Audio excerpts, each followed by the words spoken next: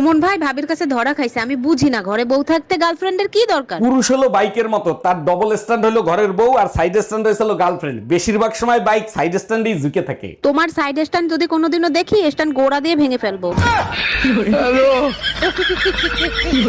আরে অরুণ ভাই, আপনি বাটন ফোন ব্যবহার করেন? এখন কেউ বাটন ফোন ব্যবহার করে? ভাবি, সবার থেকে আমি তো একটু আলাদা, তাই এখনো বাটন ফোন ব্যবহার করি। সত্যি করে বলেন, নেট কেনার ভয়তে বাটন ফোন ব্যবহার করেন তাই না? আরে না ভাবি, সবাই টাচ করে মজা পায়, আমি এখনো টিপে মজা পাই।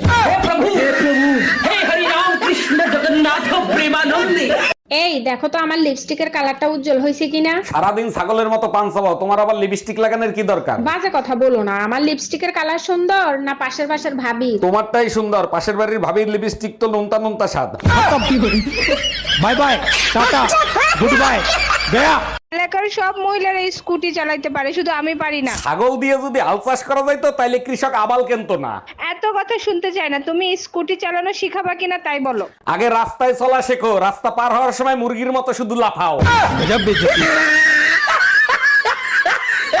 সারাদিন ফোন দিতে দিতে অস্থির হয়ে গেছি। কোথায় গেছিলে, কার সাথে ছিল, সত্যি করে বলো। যেদিকে তাকাই সেই দিকেই শুধু তোমাকে দেখি, মনে হয় আমি তোমার প্রেমে পাগল হয়ে গেছি। বাবু,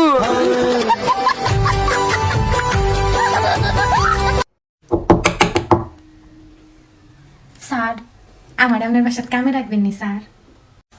কেন, তোমার স্বামী কই?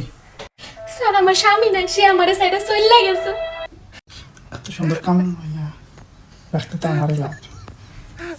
তুমি বেতন নিবা কত? 2 বেলা খাইতে দিয়েন, আর টিয়া পয়সা যা খুশি হইয়া দেন স্যার। বেতন পাইবা 1200, আর যদি আমার একটু আলগা একটু সেবা যত্ন করো আরো 500 বাড়াই দেবো। বেটার সেবা যত্ন আবার কিতা? কেমন সেবা যত্ন স্যার? এই ধরো শরীর চুলকে টুলকে দিবা, তারপরে তেল টুল মালিশ করে দিবা, মাথা তেল দিবা, বুঝুনি? মা, বেটার কেমন চুলকে নিয়েছেন?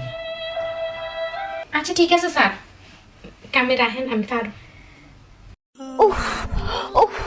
মা মা, আজকে রান্নাটা না আমি করতে পারবো না, আমার প্রচন্ড পেটে ব্যথা করছে।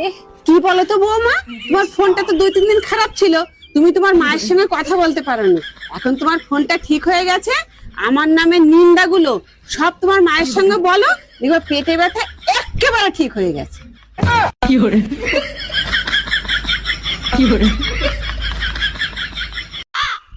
মা, কিছু টাকা দিন তো, পার্লারে যাবো, চুলটা একটু সোজা করবো। চুল সোজা করতে আবার পার্লারে যাওয়ার কি দরকার? বাড়িতেই তো করা যায়। না না, বাড়িতে এইসব হবে না, আমাকে পার্লারেই যেতে হবে। বিয়ের পরে তুমি আমার ছেলেকে সোজা করে ফেললে, আর কি নেই সামান্য চুল সোজা করতে তোমার পার্লারে যেতে হবে?